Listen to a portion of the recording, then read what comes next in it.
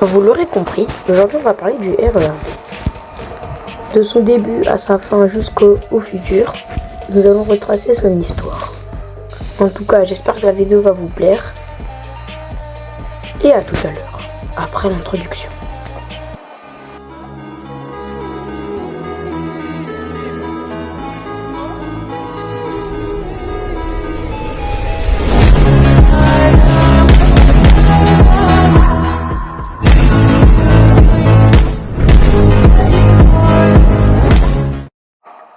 Le RERB ouvre le 8 décembre 1977.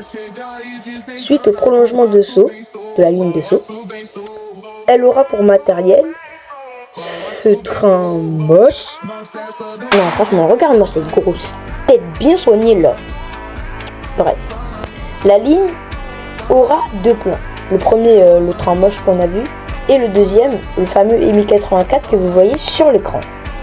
En 1981, le RER atteindra enfin sa branche Est, qui réunira Vitry-Claye et Aéroport Charles de Gaulle de TGV. Ça fait quand même beaucoup. La ligne sera dotée des MS61, enfin des bons trains, et des Mi-84 et Mi-79 qui arrivent par la suite.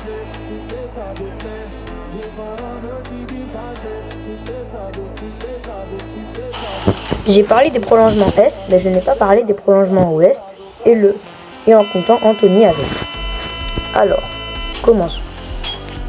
Elle était ouverte partiellement. Ça veut dire qu'à quand tu allais à Châtelet-Léal, tu allais à Châtelet et tu revenais sur la côte ouest, mais tu pouvais pas aller dans l'est. C'est seulement à partir de 1981, quand le RERB arriva enfin à Aéroport Charles de Gaulle Terminal 1 TGV, qu'on décida de faire le Est et de les interconnecter. Ça limitera de ne pas faire RERB Sud et RERB Nord. Robinson ouvrira aussi en même temps que Antony et Saint-Rémy les Chevreuses qui, je crois, a ouvert en 1977. Et c'était toujours le même matin. Aujourd'hui, le RERB, c'est 47 villes pour 41 communes.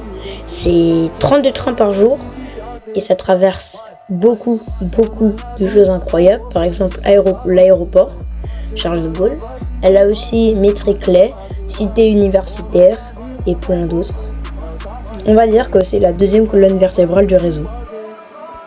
Si vous voulez savoir quelques horaires, je peux vous les afficher à l'écran. En heure de pointe, c'est de 7h30 à 9h30 et de 16h30 à 19h30. Donc je vous conseille de ne pas venir à cette heure-ci si vous voulez pas avoir un train extrêmement bon. Sur ce, c'était Train Chill, à plus. Je ne parle plus du Mi-20, vous le connaissez tous. Sa seule particularité, c'est qu'il a 2 étages au lieu de 1 et qu'il est très moche aussi. Genre, regardez-moi cette vieille tête là. Sur ce, c'était la fin. J'espère qu'elle vous aura plu. À plus.